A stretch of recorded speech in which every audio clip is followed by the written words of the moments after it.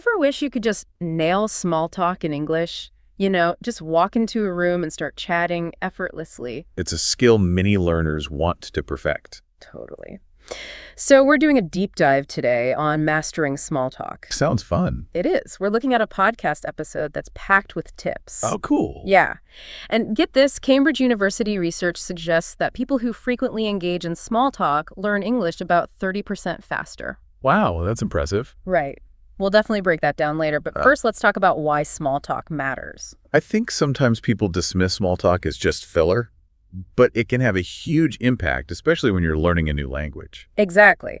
The podcast even shares a story about a student in Canada who used small talk, like quick chats with cashiers, to overcome her nervousness. Oh, wow. Yeah, it helped her build confidence little by little, and it shows how those small interactions can really make a difference. Like a stepping stone. Yeah.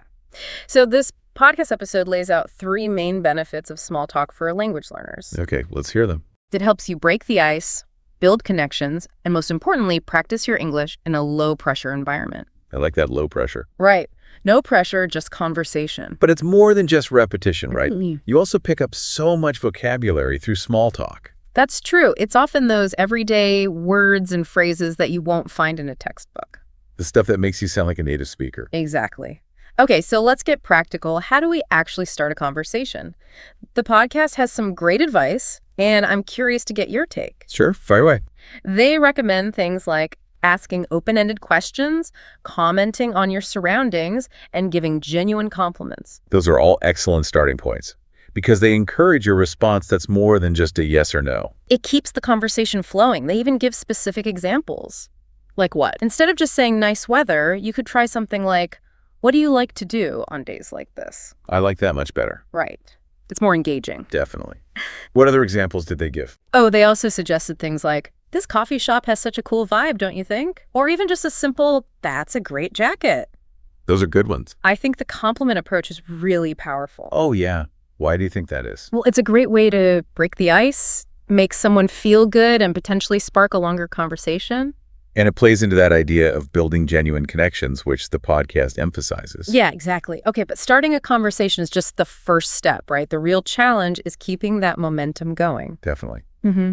And that's where the podcast gets into some interesting strategies. I'm ready. They highlight the importance of genuine interest and active listening. So it's not just about waiting for your turn to speak. Right. It's about engaging with what the other person is saying and asking follow-up questions. Showing them you're actually listening. Exactly. And they even provide some specific phrases to use like, really? That's fascinating. Or tell me more about that. I love those. They seem simple, but those little cues can make a huge difference in how engaged the other person feels. I totally agree. What else did the podcast suggest? Well, to keep things balanced, they also suggest sharing a little bit about yourself in return. Oh, so if someone asks, do you like movies?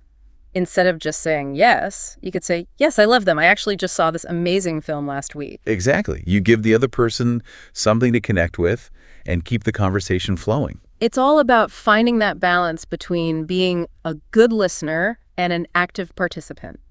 That reminds me of a story the podcast shared about a student who struggled with keeping conversations going. Oh, what happened? He made a conscious effort to ask follow-up questions during lunch breaks, and it totally changed how he interacted with his colleagues. That's so encouraging. Small changes can really make a difference. They really can. Okay, are you ready for this? Hit me with it. This podcast reveals a mind-blowing connection between small talk and faster English learning. Really? Yeah. Remember that Cambridge study we mentioned? The one about faster fluency. Yes. Well, they found that learners who regularly engage in conversation improve their fluency by 30% faster compared to those who mainly focus on textbook exercises. Wow, 30% faster. I know, it's incredible. That's huge. Yeah. So small talk isn't just about being polite. It's practically a superpower for language learning. I love that analogy. It's about so much more than just filling the silence. Exactly. Okay, so we've covered why small talk is so important, how to start conversations, and now we even know it can help us learn English faster. That's a lot of ground covered. It is.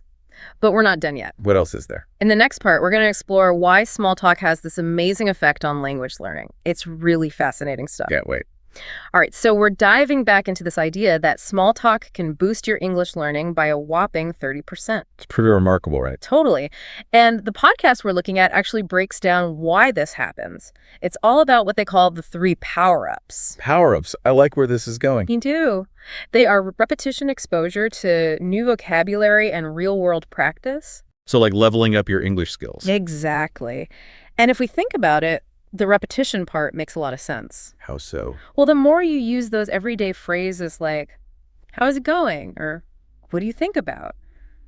The more natural they become. It's like practicing any skill, right? The more you do it, the better you get. Yeah, like practicing scales on a piano. Eventually, it becomes second nature. But it's more than just repeating the same phrases over and over. What do you mean? Well, think about vocabulary. Small talk exposes you to all sorts of words and expressions that you might not find in a textbook. The real life stuff. Right. And using those words in actual conversations is where the real world practice comes in. So it's not enough to just memorize vocabulary lists. No, you need to actually use those words in real situations. Makes sense. It's like learning to drive. You wouldn't just read the manual and expect to be a pro on the road. Definitely not. You need to get behind the wheel and experience it. Exactly. And small talk gives you that same kind of hands-on experience with English. But in a much lower pressure environment. Exactly. It's like a safe space to experiment. And even if things get a little awkward. Which they inevitably will sometimes. Right. Even those moments are valuable. How so? Well, they're opportunities to learn and grow.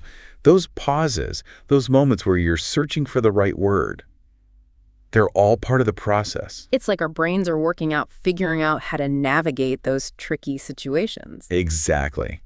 And the more you embrace those awkward moments, the faster you'll progress. So basically we're saying it's okay to make mistakes. Mistakes are inevitable. It's how we learn. And the podcast emphasizes this idea of shifting your perspective on small talk. Instead of seeing it as something to dread or avoid. We should embrace it as a chance to practice our English and connect with others. And have fun in the process. Exactly. So what's the takeaway here for our listeners? How can they apply this knowledge? Well, I think the key is to start seeing small talk as an opportunity. An opportunity for what? An opportunity to practice your English in a real, authentic way. Remember, the more you engage in those conversations, the faster you'll learn and the more confident you'll become. The podcast even said that shying away from small talk can actually hold you back. It's like missing out on a secret level in a video game. Haha. I love that analogy.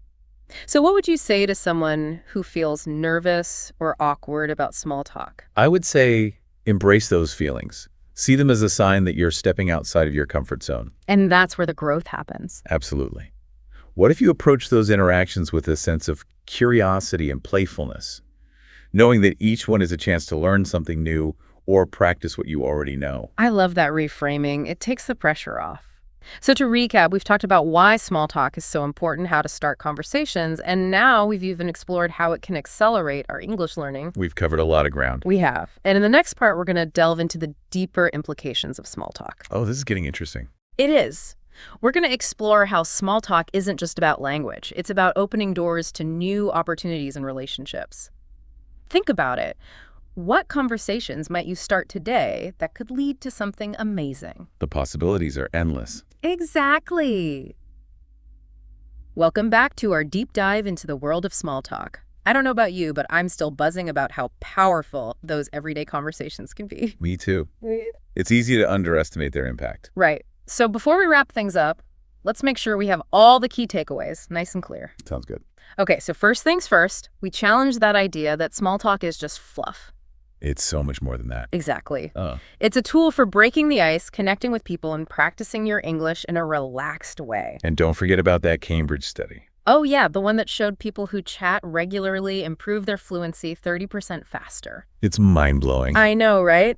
And we learned that you don't have to be a language whiz to be good at small talk. Anyone can do it. The podcast we're looking at gave us those handy tips like asking open-ended questions, commenting on our surroundings, or giving compliments. Those are great for getting the conversation started. And once it's going, the key is to keep that momentum up with genuine interest, active listening, and a willingness to share a bit about ourselves. It's a two-way street. I like that analogy. And they even gave us those little phrases like, really, that's so interesting, or tell me more about that. They seem small, but they can make a big difference in making the other person feel heard.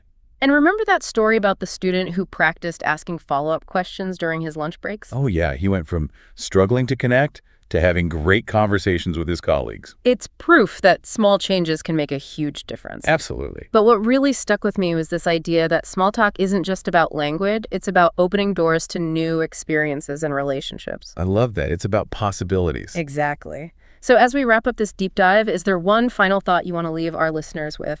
I would say think back to that Cambridge study and what it suggests about small talk. It's not just about improving your English. It's about unlocking new opportunities. It's about those unexpected connections that can come from a simple conversation. Precisely. So what conversations might you start today that could lead to something amazing?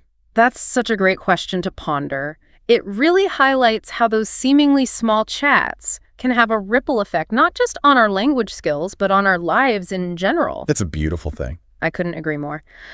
So, to sum it all up, small talk isn't just a polite social custom. It's a powerful tool for connecting with people, improving your English, and opening up a world of possibilities. Let's go out there and start chatting.